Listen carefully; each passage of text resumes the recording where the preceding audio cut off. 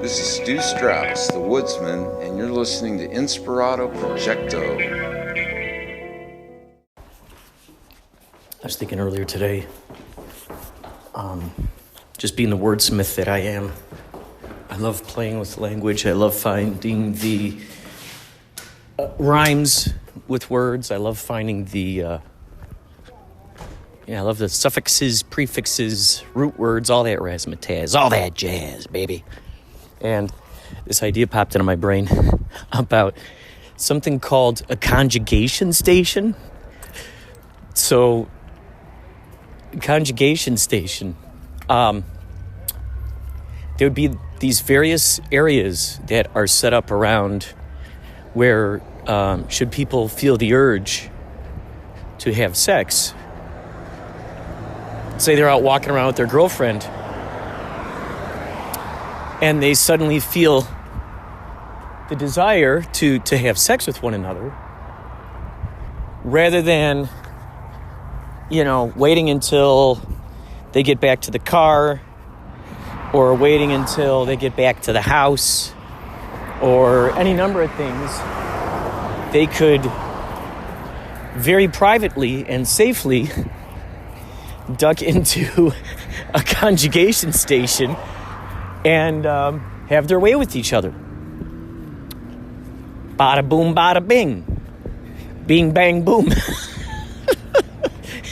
And, because, there are these, over by the train station, there's a public restroom there. It's all closed up. It's a big green, sort of big square thing. And you put, I don't know, 25 cents in or something. Put it in there, and then there you go. You go in there and you go to the bathroom.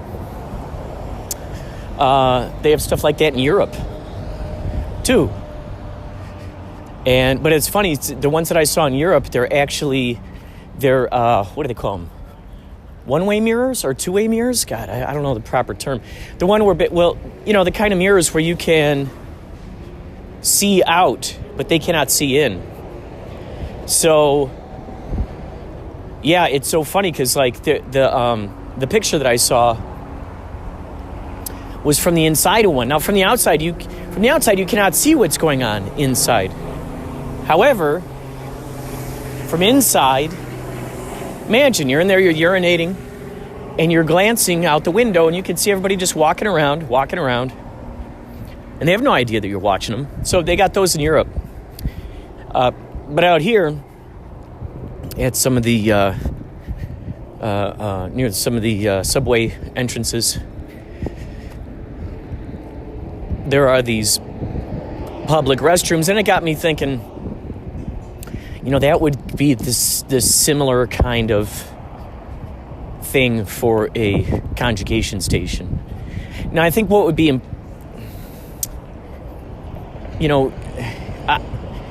what goes along with that are many, many issues, as one can imagine. Can you trust that whoever's going in there conjugating, they're going to be, hygienic to some degree? Is there going to be the worry of spreading venereal diseases or, any number of things? Is it going to be a hive for HIV, AIDS type stuff? Is it, maybe after the conjugation happens, they leave and then there's this antiseptic thing that goes, pshaw! Shoots all over the place. Are you going to get, the wise guys in there shooting on the walls? Are you going to get, all that stuff that one would think that would make a place like that very unhygienic, very messy, very nasty. So, of course, then one could think, oh gosh, are people going to get raped in there?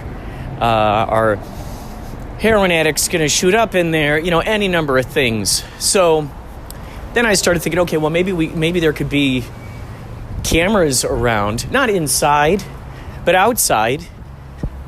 Yes, that would kind of render being private useless. You really wouldn't have privacy. But then again, if you're going into a conjugation station out there in the middle of the day, everybody knows what you're going in there to do. I don't know if, I don't know exactly yet how the intricacies would work. Maybe it would be one of those things that's just sort of reserved for a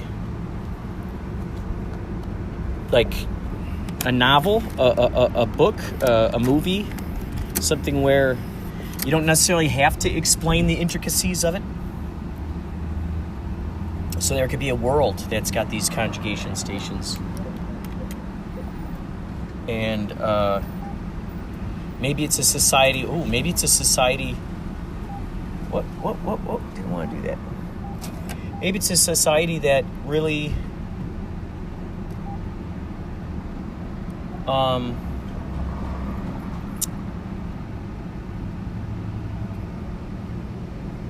maybe it's a society that really is trying to inspire people to have babies. Maybe they're low. Maybe the tribe or the town or what have you. Maybe the specific city is just maybe they're endangered to some degree. Maybe they're there's some kind of issue where they're, it's so funny because as I'm talking about this, a woman, I was just at the ATM, and as I was talking about this, a woman with her kid just walked up. It's interesting how the universe gives that sort of serendipity, isn't it? In it? In it? So, maybe that's what it is. They're really trying to inspire the populace to have sex. Maybe on the inside of the conjugation station are some sexy pictures. Perhaps pornography, maybe not pornography. Maybe the sound of binaural beats that enhance sexuality, that enhances people to want to have sex. Maybe there is, any number of things that could help out with the psychology of giving men erections and getting women hot enough to want to have sex in a public spot. Definitely be the conjugation station would definitely be really good for those who are, those kinky folks. Something where maybe the society has a bunch of billboards around that say, "Have you had your daily dosage of sex today?" Ooh, maybe it's a culture where they are instructed to have sex at least once a day. Maybe there's some sort of monitor that happens. Maybe everybody's wearing some kind of wristband or something, that monitors their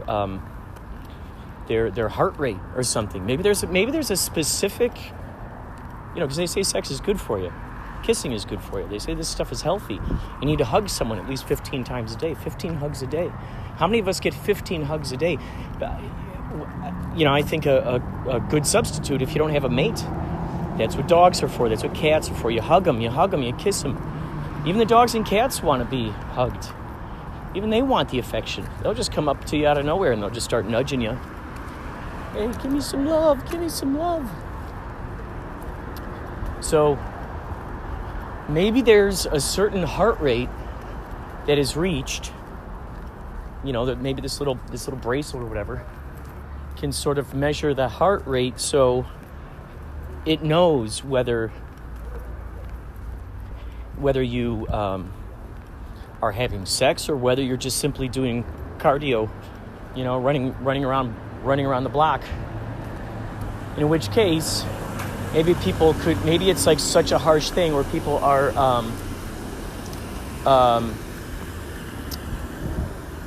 reprimanded or possibly arrested if they try to get away with it, because there are probably going to be those people who don't want to have sex and are trying to buck the system.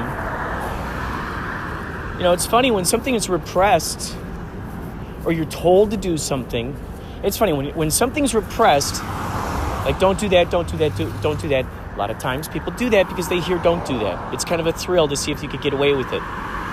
Do not steal from this store. What do people do? They try to steal from that store. Don't break into this bank. Well, bank robbers get a thrill out of going, okay, are you daring me? So that happens in both directions. If you're told, to keep doing that, people then go, well, let's see if I don't. You're requiring me to do this. I'm going to see if you're requiring me to do this. So now let me see what happens if I don't do that. So I can imagine something like that. People trying to not hack the system, but people who are trying to trick the system, trick the watch. And maybe there's I don't know who would be monitoring this necessarily. Wow, that would be quite interesting, right? Quite interesting. It'd be like a new science fiction kind of dystopian novel. They are required to have sex. They're required to have kids. They're required to procreate. Because then what happens? If you procreate, now those are new taxpayers. Those are new people putting money into the system. Those are new people now getting sick who then give jobs to doctors and surgeons and all the chemists and all those people. So, each human basically is another what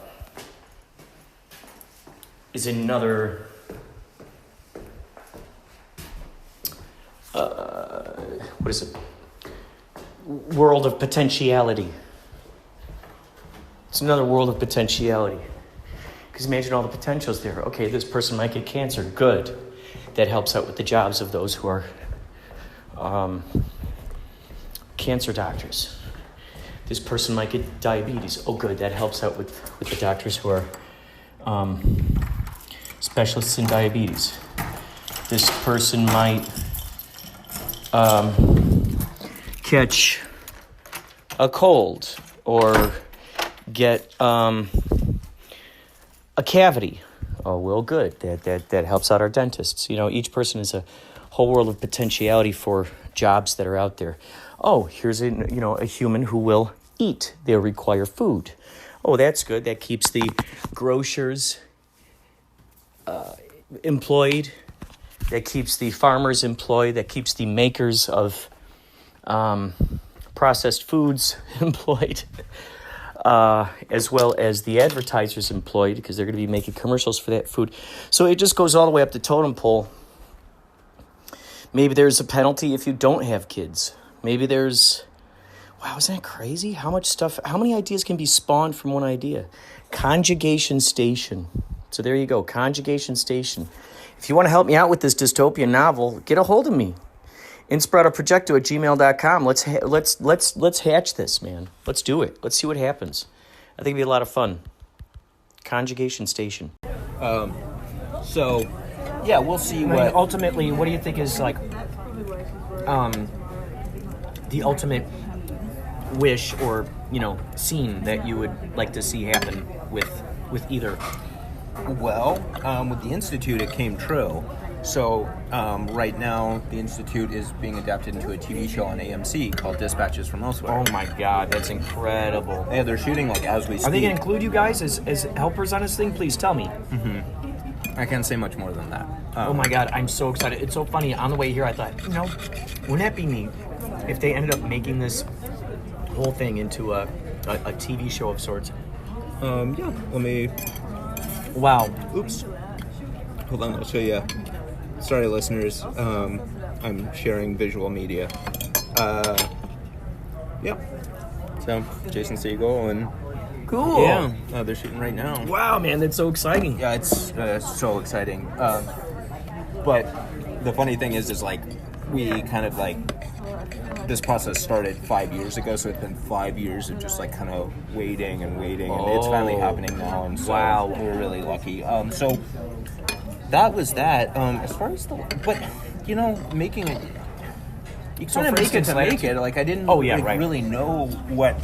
I was hoping like we could get it on iTunes or something. Yeah, I just think the Latitude has kind of like a very powerful and sweet message about community and belief and entitlement and a number of other things that I think there's some messages people can take away from it. That I'd like some people to see it, but I don't know. We'll see what happens. Like in terms of distribution, I mean, did you just want it on iTunes? Or are you mentioning like wherever it can go? Kind of wherever it can go. I don't want to get quoted on that if some distributor comes and is like, "Well, you said whatever." Yeah. But yeah, like the Institute was really lucky in that it ended up getting on Netflix for 2 years, and because of that, then it got like the attention of like Jason Segel and stuff like that. And if that hadn't happened, because it's just there's so much stuff out there, you really need a platform to like throw it in front of your face. And for an indie film, I think Netflix is still doing some of that, but I think they're also like very into original content. So I don't know if that'll happen with it in Bright Axiom, but we'll see. Either way, on to the next thing kind of thing, and it's fun to make. It's interesting because the way that you talk about with you and your partner, your buddies are, surprised to see in the directions that this goes, and you can never, you could get some kind of idea of like, oh, wouldn't it be funny if it went in this direction or went that direction. You really, once it's in their hands and they're participating in it and they're making up their own stories and attaching their own feelings, their own, ideologies to the thing, who knows where it's going to run off to. You have no idea how it's going to evolve. So being a part of a project where you see how it's surprising you and you had no idea it was going to turn that situation, I mean, that I think is the joy. To me, that feels like the most, exciting gift that you could from that kind of aspect. And then just anything on top of that is just something that's cool and extra, just knowing people are watching it. I mean, going back to like the reason I'm sort of not entirely, I'm just very spiritually agnostic. It's just sometimes I'm like too lucky, like the luck that I've had in my life, or like the return on investment of like creativity and production. I'm just super, super lucky, and like the Institute, cost me like $7,000 to make. Astounding. And not that I've really made much money off of it ever since, but it's still just like crazy what $7,000 of credit card debt can kind of become. It's a true attest in what happens when you follow your inspiration, when you listen to it, and you go, okay, what do you want to be? Let's create you. And because there's so many folks out there who are using those as are using the statistics, the probabilities, all these phantoms that don't exist, and they're using all these as examples as to why they're not moving forward with a project, why they're not doing this, why they're not doing that. And in this instance, one might go, well, who would ever be interested in this kind of thing? Well, you're never going to know unless you actually create the thing and you put it out there. So that's who's going to be interested in it, the people who actually get to see it. That said, I cannot tell you how many things I've done that were colossal creative failures where I finished them and then we're sitting there looking at it and it's like, dear Lord, this is so bad. But I wouldn't have known that. And it's not like all of a sudden then you make a million short films and then one day you make the Institute and then all of a sudden you're a genius at doing this forever. Since making the Institute, I've made so much garbage, like just garbage, like, and you sit on it and maybe a 9/11 Carol will be that too, but because it doesn't really have anything to do with like anything I've done before, but that's kind of part of the fun too, is like, can I do like a stage musical now? And it's like, yeah, I think I can, so I'm going to do that. Oh my God. Now, with the Institute, the Jejun Institute there, you said that you had first, just to set this up for the listeners, sure. I think at this point they might have gotten ideas to Latitude Society, at least a piece of what might be, the world might be like. So Jejun Institute, I saw a documentary, Institute, and it starts talking about this mysterious, this building that's in San Francisco, and people had to go to a specific building and say, hey, can I go to the Jejune Institute? And they go, yeah, sure, here's this thing, and go up there and check it out. And there was a room at the end of the hallway. They had a TV in there, like apparently a VHS, and you press play in this thing, and it gives you something, some information about the Jejune Institute. And then on top of that, from the little I remember, is that it's basically giving you sort of homework assignments, so to speak. Like, okay, go out and try this. Go see what that's about. And so then someone would get to a telephone booth, and they'd have to be there at a certain time, and they'd pick up the phone, and there's a person talking to them, and you get this idea, maybe there's a radio station that's being out there broadcasting something. Back when there were still telephone payphones. Oh my God, that is so cool. Now, how did you actually even find out about all of this? How did you get mixed up in the whole crazy thing? It's a fun story. It's a really fun story. I could give you kind of a longer one.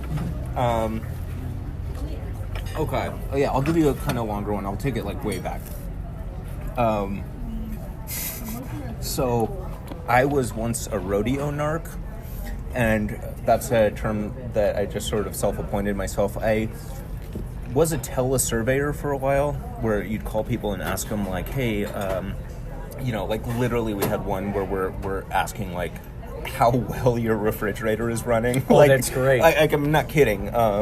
With the Jejune Institute? No. This was just a job in that normal world. Anyway, I did that for a long time in college, and then at one point, this one woman who worked there and was kind of like this mysterious lady who would like kind of float in and out, and she had like one prosthetic arm. She asked me into her office, and I'm like, why? I'm just like this dumb kid with a skateboard. She's like, you have a car, right? I'm like, sorta.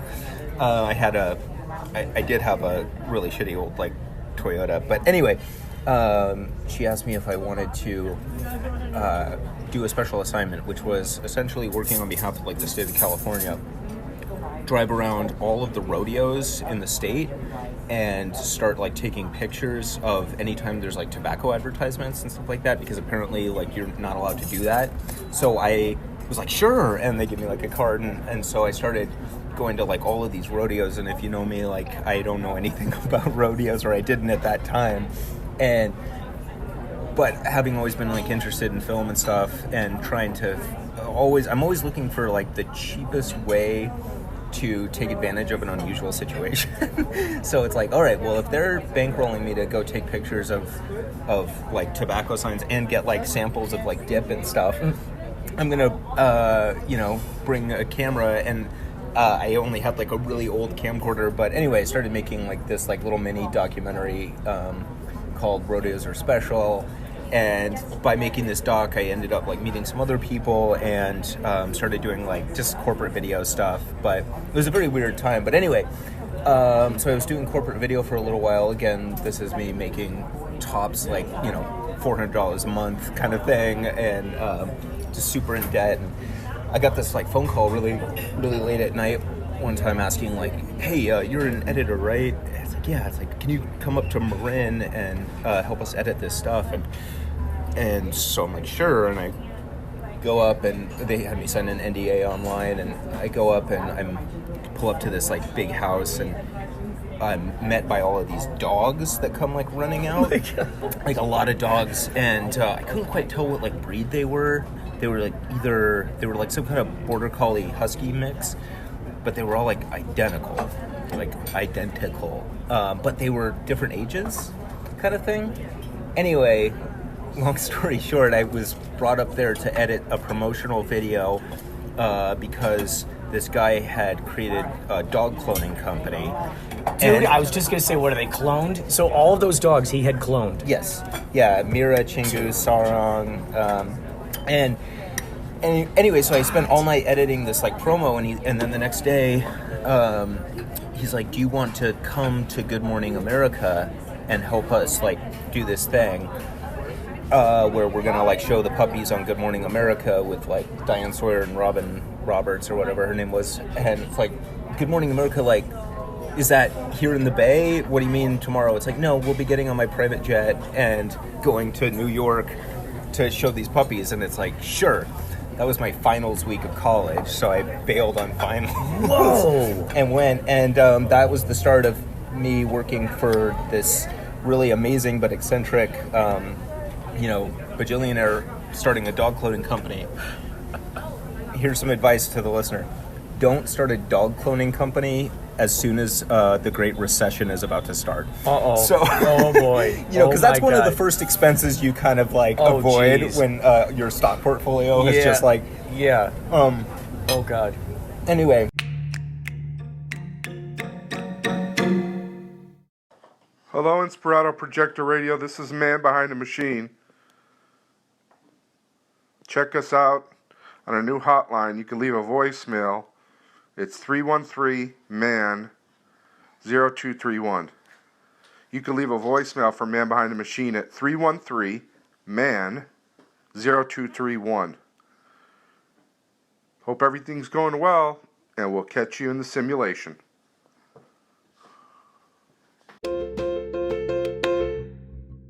Savings time. Okay, so a whole movie about daylight savings time. The crazy, the craziness that it stirred among the populace. All the trouble that people went to try to stop daylight savings time from happening. All the reasons they had for making daylight savings time in the first place. The effects that it had on society. That would be interesting to see how the effects of daylight savings time had on the society after they were, just used to doing this thing for so many years. How did that affect the populace? And then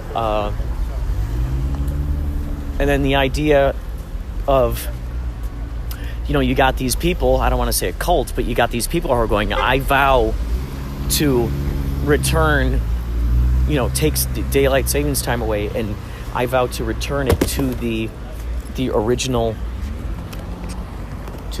true time, which is, did you say they called it God's time? Yes. God's time. Who are the people that called it God's time? Just the opponents. Oh, the opponents of daylight savings time. Moving to daylight savings time. Oh, the opponents to moving to daylight savings time. They said that the original time was God's time. But it'd be interesting just to see what kind of, because it's like the Jets and the Sharks kind of thing. It's like a gang. You got these two opposing forces. So it'd be interesting to see what they tried to do to sabotage the other side. Who did what? What kind of nefarious activities, what stuff went on that we never even knew about. I bet you there are tons of crazy stories to back up those questions. Hey! They've just now entered the Viper Room. Hey, dude, good to see you, man. How are you, brother? Oh, good. How are you? It's so great. The gang is back together. It's so good. Hey! Oh, yes, we got a celebrity in town. Dude, it's so great to see you back, dude. Oh, my God. It's been so fun watching your story. Oh, thanks, man. Twin Temple story. Well, good to see you, man. It's so great that you guys, man, I love it. I love all you guys working together. It's so fun, dude. It's so great. I love it, man. The gang, man. We got the gang back together, man. It's so great. So Yachtly Crew's playing tonight. Another sailed out show. Viper Room. Wow. But yeah, just consider that the daylight savings time drama and all the crazy stories that could come out of it. Turning that either into a series or just a movie.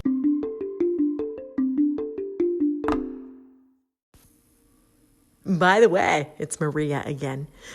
Are you going to go to the December 14th podcast explosion number 2 Podcasters of Anchor only event at the Grafton again? That was so much fun hanging out with you and so many podcasters in the LA area. So let me know. Inquiring minds want to know on that question as well. December 14th at the Grafton Hotel in West Hollywood, organized by Tanika Drake of God's Gift through His Word once again. It's going to be fun. December 14th. It's a Saturday night. If anybody's traveling, by the way, from out of town, it may be worth the drive and the cost of the hotel room. Party at the Grafton, people. Woo!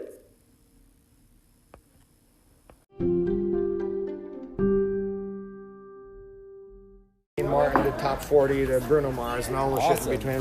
What's the name of your band again? Justin and the Swing Beats. Yes. How long have you guys been around? About 12 years now. And then you happen to be walking around in Las Vegas. Yes. You came across Mongomedic here, and you saw him with the shirt? Walking down Fremont Street, and I come across this guy with a Yachtly Crew T-shirt, and I had been to your show here in Vegas. Oh my God, you gotta be kidding me. Here at the Viper Room about 6 months ago, and I'm And like, you changed out where you were here too? and I'm like mind blown. So mind is blown. Like, dude, you know this band? I just saw. Looking those at the guys. math, we had been at the same show. Yeah. Oh yeah. man. Yeah. Small Yeah. world. You know, They're this kind of walking stuff just keeps following around this band like this. So I we- love these stories. That's it, man. Yeah. So we just connected, and we've just kind of become friends and stayed in touch ever since. And now fantastic. here we are meeting up at the next show. I love tonight this. here at the Viper Room. Said I was at a dinner before watching David Spade perform stand-up. We were listening to music, and this guy says, hey, you know what band you need to go see? You need to go see Yachtly Crew. And I said, you don't say. And I pulled out my sweatshirt, held it up. You mean this Yachtly Crew? Oh my God. He's like, oh my God, you've seen them. Oh my God. Were you at the Oh my Canyon God. show? Both of them. Oh my God, we saw you there. Yeah, it's a small world, and you And I guys saw are all his over it. T-shirt, which is how we started talking, and I felt a little bit left out because dude, I don't have a T-shirt. So I'm like, dude, next show I gotta get a T-shirt. So what do I have now? I got love a it. T-shirt. I love it. Oh I my got a God, T-shirt, you guys. man. So it's kind of like a full circle moment we got going on here right now. There you go. I love it. Wow, you guys, it's like the superhero crest. I love it. Just love what you guys do. Huge fans. I grew up with this music. Older brother in the 80s. It's great. And It's such good music. There are other yacht rock bands out there. I've seen them, I've heard them, but there's nobody that comes close to doing what you guys do. You guys are Wow. absolutely the best in the country, no question, hands down. So Thank you. This is so much fun. We love coming to see you guys. This is so cool. Thank you so much. I'm gonna break down some more of this equipment before they start yelling at me. will But cut thank it you out. guys so much for coming out. And where can people find you? Where can people find you? Should they decide to research you? Like on Instagram? We're on Justin and the Swing. So we're on on Instagram. It's the Swing Beats and Facebook. Justin Dean's Music. Do you have any YouTube videos where people can find you? All over YouTube. It's Justin and the Swing Beats on YouTube. This is cool. Now they'll get acquainted with you. That'd be great. That'd be great. I mean, we're here for you guys. That's all we you. care Oh, about. yeah, But thank you. If anybody wants to check us out too, that's all the better. But we're here for you guys because we're big fans. Oh, that's so We love what you kick-ass. do. Well, thank you. So, anything you'd like to promote? I just want to say thank you so much. This was an awesome night. You guys are Thank you. fun, and I Thank can't you. wait to come back. Thank you. We'll be back again. Oh my God! And what would you like people to find you? You know, if anybody really wanted to find me on Instagram, I'm Mongomedic. On Facebook, love it. That's my actual real name, so we'll pass on that. It's his real name. I think that's perfect. Exactly. All kinds of real names at these shows, which I get such a kick out of. If you want to find me, you can find me most likely commenting on an Inspirado Projecto post I love somewhere. it. I love it. I love Looking it, for dude. kaleidoscopic Jesus. I love it. Oh yes, he shall return. There's a whole idea for that guy. Awesome. Well, thank you everybody for listening, and you'll find this. I'll find you on Instagram. I'll send this thing to you so you can. Sure, that'd be great, man. All right. Thanks for listening, folks.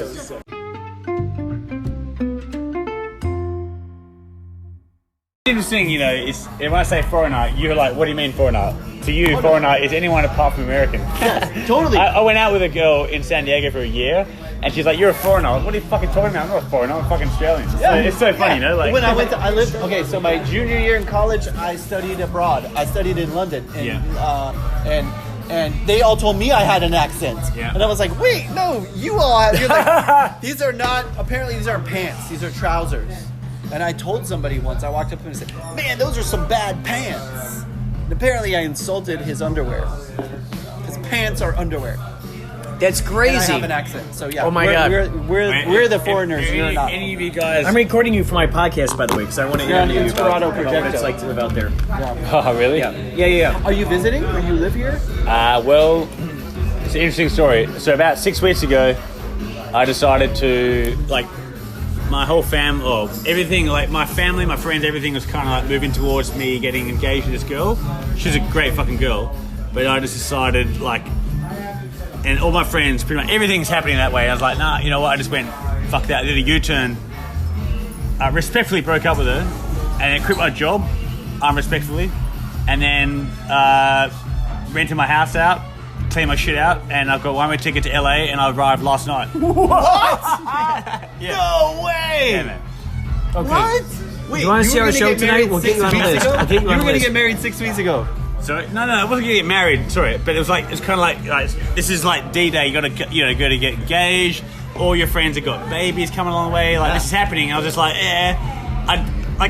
you should feel excited about proposing to a girl, right? Yes. And I was like, nah, like I love her and she's fantastic, but it's not me. Why So, LA? so I was no, I'm going to Mexico. You're going to Mexico? I'm on a layover right now. Wow. You're on a layover. What a confluence of paths. Oh, yeah. What synchronicities. You're always talking about this. But we just met this guy. Did you introduce yourself to him? Nah. This is so crazy that he just so happens to be here on a layover. Do you know How long him is your layover? from No, a he previous just life or something? popped up. I think probably most likely in a previous life. Till Tuesday. I will leave on Tuesday. But tomorrow I'm going to go to that City Hearts Festival, I think. I don't know about that. What is it? Patrick Topping's a house. I'm into like house music, and it's like some crazy weird it looks like a Burning Man offshoot kind of festival. Where's it gonna be? I don't know, LA downtown I think. So Wow. Tomorrow? yeah. And apparently, I've looked at the photos from their festivals, and everyone's dressed in some crazy shit. And I'm obviously traveling with just my essentials, so I'm gonna go there and wearing a shirt and tie and pants. It's gonna be funny. Not quite, but you know what I mean. No. Wow. Okay, So do you already know? Hugo, Yeah. are you... I mean, we're setting up right now. Oh my Like, God, they Michael kick- Stoltz is here. Yeah. And Desiree's here. Wow. Are you going somewhere already? You have plans for the later in the evening? No. So I was I went staying at a hostel because it's cheap. a hotel in LA is $90. Yeah. A hostel is $30, $25. So I'm staying there, and the hostel has meet at 7:30 for drinks, and then we'll take you to the hottest bar in Hollywood. Yeah. And I know that's probably the lamest bar ever. So Tonight, this is the hottest bar. You really, honestly. So at around 2 o'clock, I just went walking, and I ended up at State Social House, and just I have drinking beers with the locals, and I'm about 7 or 8 beers deep, and here I am. Wow, 7 or 8. We gotta get him on a list. Yes. Do you want to be here to see our show tonight? I don't have a guest. Fuck yeah. My wife's not coming. What's your last name? Stanley Cary. Do you have an Instagram? Hugo Stanley Gary. Yeah. Do you like to give out your Instagram to people to find you? I don't mind, man. Yeah. What is it? It's Hugo S. Cary. Actually, it's Hugo _ Cary. How do you spell Hugo? Just spell it all out for us. So it's HUGO _ S. Cary. CARY. But you can Google my name and you'll see this shit happen in Brazil. That was fucking crazy. What happened in Brazil? Did you cause some controversy? Stir up some trouble? I mean, How long ago was this Brazilian excursion? look at this. Is that you? Let's party, cunts. Dude, you know what's so funny? There's a character. Look at the. That's incredible! Oh my God, 4,856 shares. No, 4,600. Yeah, 58 shares, and that's. I'm drinking. Oh my God, this is great. Basically, in Brazil, I went to a place that no one's been before, and they went wild over it. And I woke up in the morning at hostel, and the hostel staff are like, "There's been reporters here." I was like, "What the fuck?" And I'm obviously hungover as hell. I'm like, what are you talking about? And they're like, "Yeah, we didn't give you your name. We told you you weren't here." I had to go to a wedding, so I went to the shops to buy a suit for this wedding. And when I came back, I was just thinking, fuck, if I don't sort this out, it's possible there's a cartel coming for me. So I got the number, and the number had been in the bin. I got pulled out of the bin, and in an Uber on the way to a wedding, I rang this reporter, said, "What the fuck's going on?" They're like, "Hugo, you've become famous in Brazil." I was like, "What the fuck?" How? What? Yes. You're doing what? I went to a favela. So favelas are slums, and there's some that people go to on tours, and there's some that rich American, mostly tourists go to, and they go in there open top jeeps and look at the people doing their day-to-day stuff like they're fucking zoo animals. It's fucked up, man. But most people go to favelas and I'm saying there's 24 of them or 25 of them or something like that in Rio, and 2 or 3 of them are like safe to go to, and the tourists go there, and it's cool. Like some of them take advantage and they act like idiots, but some people go there and they actually walk around and hang out with the kids and actually teach English and do some amazing Is that what you were doing? Well, you no. went there to like meet the people? Exactly, that's what I wanted to do. But at this point in my life, at this time, it was like 3 a.m., been out all night. I actually wasn't that drunk, but I was like, I want to go to a proper favela, not one of the tourist ones. So thank you. I asked this girl at a fast food restaurant to write me a note because I don't speak Portuguese. I was like, hey, my name's Hugo. I come here in love. I'm here to meet you guys. If you want me to leave, no problem. And I got an Uber and asked him to take me to the most dangerous favela in Brazil. And You asked him to take you there? Yeah, but he wouldn't take me to the place. He took me because the last person that went close got shot. So he took me 500 meters away and I had to walk in. What's your phone number? And then ended up spending 13 hours there. Yeah, just because we're... It was crazy. But he's got Instagram. So hold on. What was it that drew you to the wanting to get into the most dangerous place? I guess the adventure of it and like the to get away from all. You were willing to for adventure, for the sake of adventure, you're willing to possibly risk your life. I guess so. At that point, and the people I'd met, I didn't feel like I was risking my life. Like I know, from looking at it now, it was a big risk. And as soon as so I walked in 500 meters. I go to the Uber, I walked 500 meters. There's people leaving the favela, going to their normal day job. Like there's people leaving their day, like normal. And what time did you get there at? Like about 5:30 a.m. Oh, so you got right in as the sun was shining. Basically. Exactly, yeah. And then I got picked up pretty quickly by 2 scouts with machine guns. Your scouts, did they decide to go with you? No, they grabbed me and they interrogated me, and there was that was the most dangerous moment, because if they shot me, which happened pretty much every other time, then it would be fucked, obviously. What? These scouts, please help us understand what the heck's going on with those guys. Why would they have shot you? Because just based on history, the last, I guess, 10 people that went to this favela have been shot. Why? Why? Because they're in a war. They're in a war. So they could have shot you, but they decided to talk to you instead. Well, mostly people that have been shot have driven in there by accident because they're trying to find somewhere else and they're lost or whatever, and they drive too close to the boundary, and then the people that are patrolling it get defensive or worried, and they think they're police or another rival gang, and they shoot. So there's been a lot of killings, unfortunately, of people like that on the boundaries. And because you were out there, someone saw that you were willing to get that close. I mean, I don't even know this shit, but I just happened to walk in there, and they didn't shoot me. They let me come close enough. Then they interrogated me face to face. And then I ended up actually lost my note, which was it was fucked. So they had a gun on me, and I was like, wait up. I tried to pull my note out. Didn't have it. What do you mean your note? What is that? Well, at the fast food joint, a couple of hours ago, previously, I got this girl to write me a note. A note for what? A note for you to be able to get in there? No, just my message, because I don't speak Portuguese.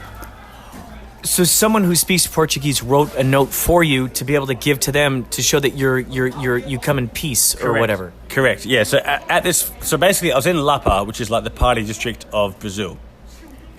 Partying all night, having a great time. 3 a.m., 4 a.m. comes around, everything starts quieting off, and I'm still charging, ready to keep going.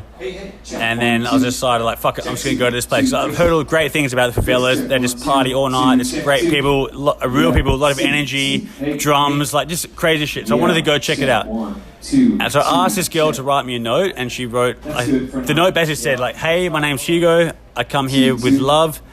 I bring nothing but love. Thank God she chose to write. You trusted her to write something good. No, of course. And she wrote something good, which is good. No. The point is, I lost the note. And how did you communicate with these guys? Firstly, body language. Obviously, body language. And then, I used Google Translate and my tattoos, basically. Check 1, 2, stage right. So did your tattoos say the message that you wanted them to know? Yeah. So they had a gun on me, and I was like, "Oi, guys, be careful." So wait, before you got out there, you had tattoos that they actually spoke in Portuguese on your behalf? No. I got tattoos done that day. Yes, in Brazil. And one of them. So I was like, look, if you guys aren't being nice to me, there's a gang coming for you. And they're like, what? And I was like, yeah, there's a gang of chickens coming for you. There's a gang of chickens. Yeah, look. There's a gang of chickens coming for you? Yeah, and then I showed him this. What the hell do they say to them? Oh my God!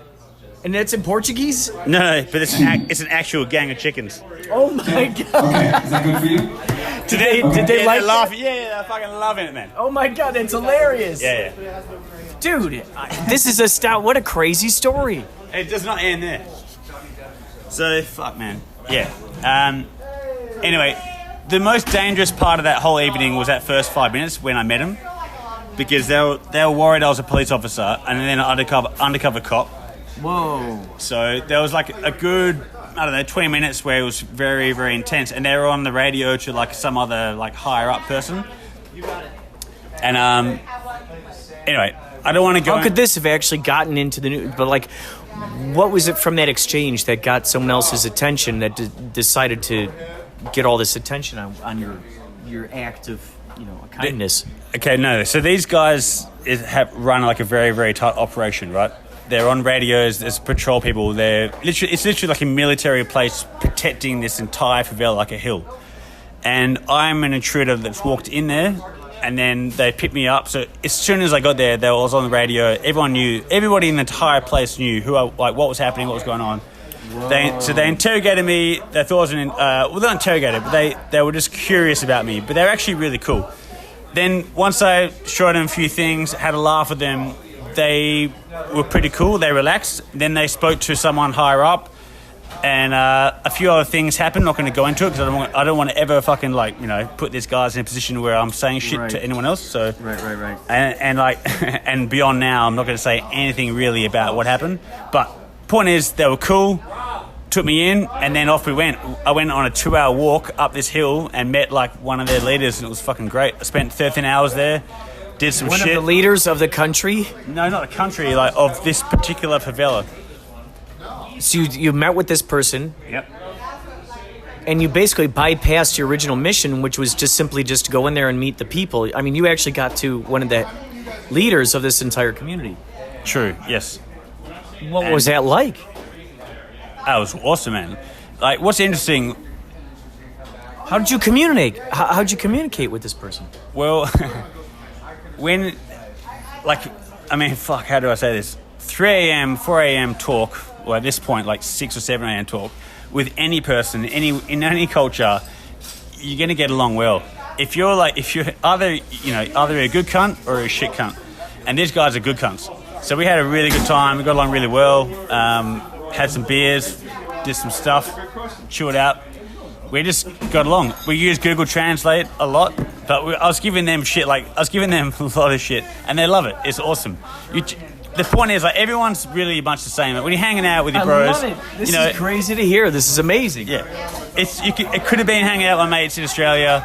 It could be hanging out with boys in California. It doesn't really matter. Good guys hanging out at the end of the night when you've all been out. It's you get along really well. You're laughing. It's fucking awesome. Whoa, man. Yeah. And then, so how long did you hang out there before you went back to... So, yeah. I don't know. I think I actually passed out at, around 1 p.m., So I was lying down, and I kind of came to again, and the dude, the leader, was wearing my jacket, and I was like, oh fuck, I'm not gonna do that again.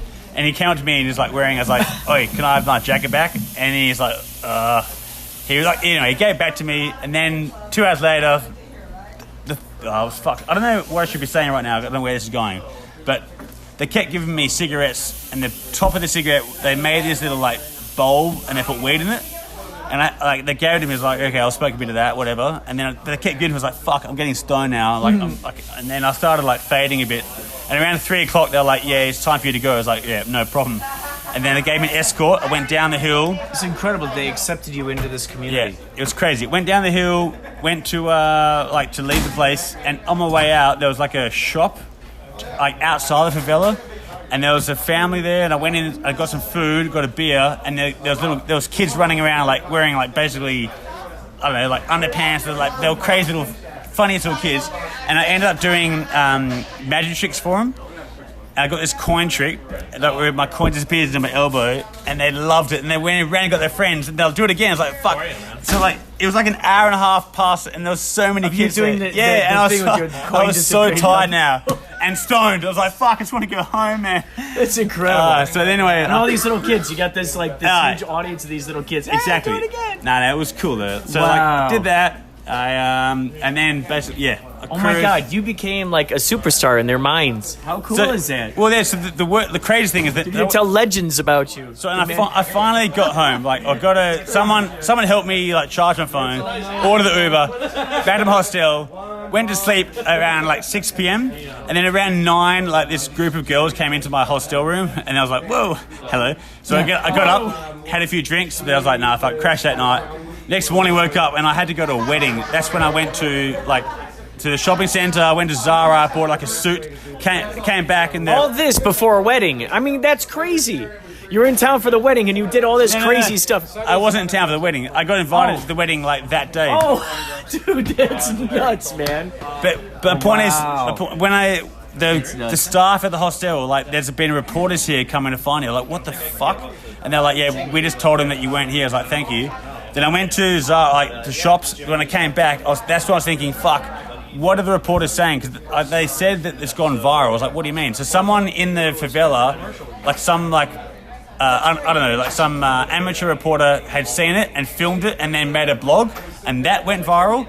And then talking with people? No, I didn't do anything. But then, someone like filmed me there and reported it, and then all the reporters were coming to the hostel to find me. But I was worried that they were saying shit like that. I was saying that they were like bad people, or that I'd been mistreated. It's like fuck. That's why I rang the reporter firstly to say nah, like what the fuck's going on, and to try and clear the air because I was worried that there was like bad, you know. Right, you didn't know what they could have been saying. And then it's funny that the reporters have a way. They go like, so how's your time in Brazil? Like, yeah, it's great. Like, and then where have you been? Like, I've been here. Like, do you like Brazil? Like, fuck yeah, I love it. And they're like, did you have a gun on you? It's like, no. They're like, well, were you scared? It's like, no, not at all. Like, did they put a gun in your face? I was like, no, actually, they kind of let me hold a gun. Like, what do you mean? It's like, well, at one point they gave me a gun and showed me how to like use a pistol. Like, we're just kind of laughing around, and then the report comes out in Brazil. It's like Australian tourist drinks and gets taught how to use weapons. It's like, what the fuck, man? No way. Like, it's like twisted it totally. 2 minutes out of 13 hours. Yeah, they gave me a gun and they showed me how to use it, and I gave it back to them. And that was it. Like, I didn't shoot it. Anyway, like, you know, that's how the media works. So crazy. So out of all the information you give them, they decide that's the thing they're going to focus on. Exactly. They ask you, there's a bunch of questions, and then when the report's over, they go, oh, thank you so much for your time.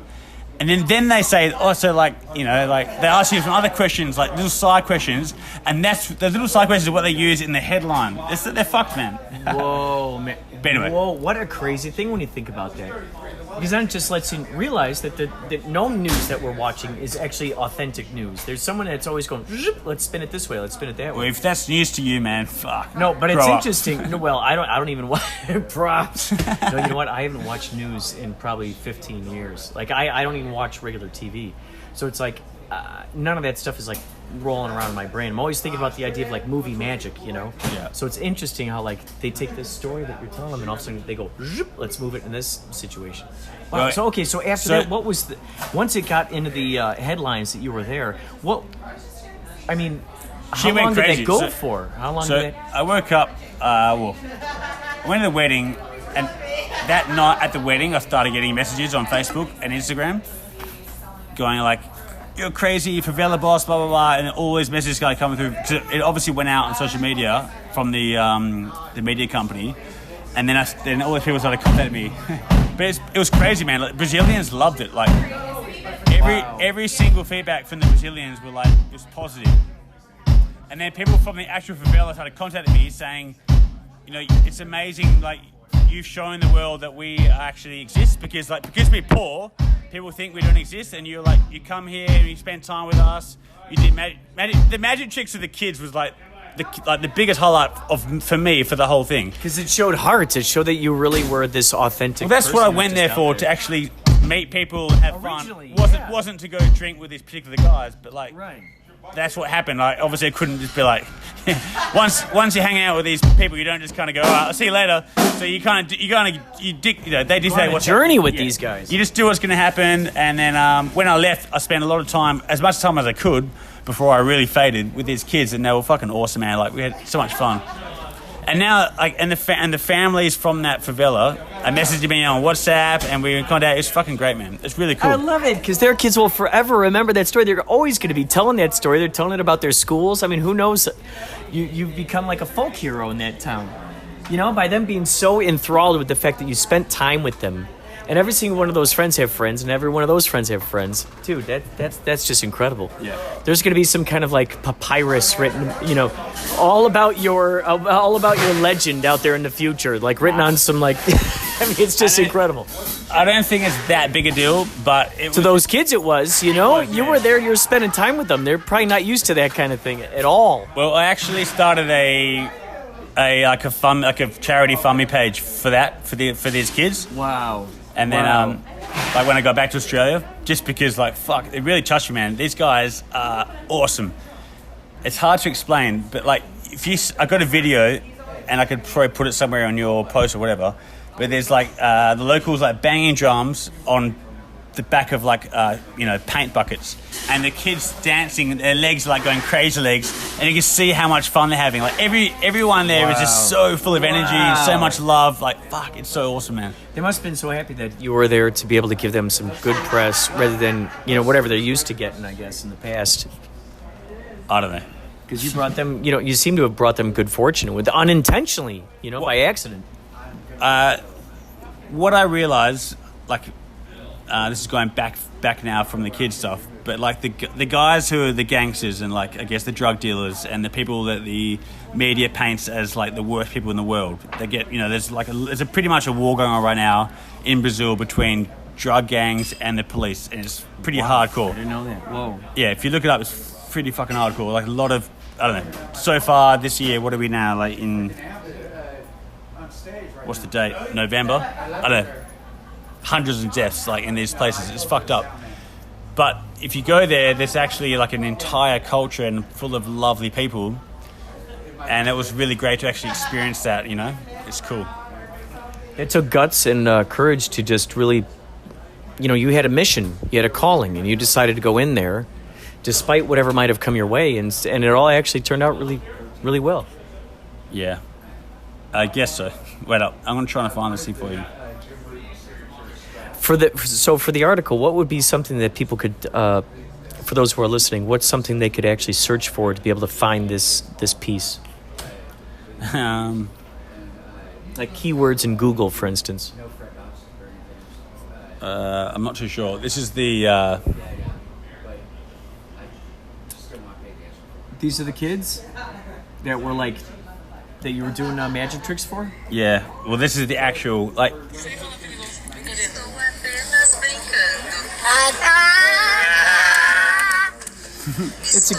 These guys interrogating me like. This is like after that 26. I don't speak português. Não sei. Ele falou não sabe falar português. Ah, tá. Não sabe não? Fala assim, tá. This is like an interrogation. Só fala That's great, man. That's great. You went out there and you did that for those guys. Yeah, man. No, it was pretty wild. Anyway, crazy. I didn't go there to What actually. adventure. I did not go there to do anything particular. I just kind of. It's just how I am, man. I sometimes people. I don't know, man. Fuck. How do I describe it? You go to a town that's like, okay, Rio de Janeiro. 99% of tourists who go there, and you go to Christ the Redeemer and get a photo up on the hill. Then you go to fucking Sugarloaf, and you go have a drink on Copacabana Beach, and then go to a restaurant and go home. And it was like, that was awesome. I didn't do any. I mean, I did go to Copacabana Beach, but I didn't go to any other shit. Like, not because it's not cool or good, but I spent so much time hanging out with just actual people, and I just can't get away. I fucking love it, man. And it's You've had like a real experience of like the actual real life people who made that place for what it is in a sense, huh? Well, everywhere I go when I travel, I just love meeting people and getting involved like with what's happening, and I don't know, it's crazy. But anyway, that's not even my craziest story. Nicaragua is my craziest story. Well, listen, dude, I got to start getting up there for a sound check, but I am so grateful the fact that we're on here. What's real quick, what's your Instagram page again? I'll interview you again for your Nicaragua story.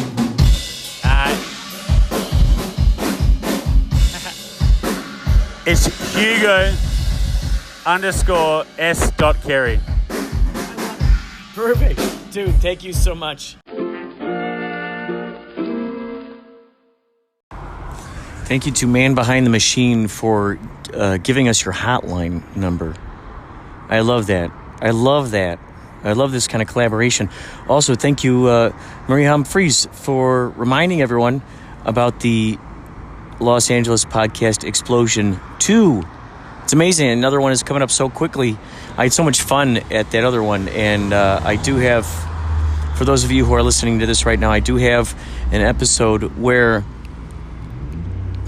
you can hear me interviewing a number of these extraordinary people. They're having another one. I won't be able to be there this time, December 14th. I've got a Yachtly cruise show that night. However, I know that whoever shows up there is bound to have an extraordinary time and meet some extraordinary people.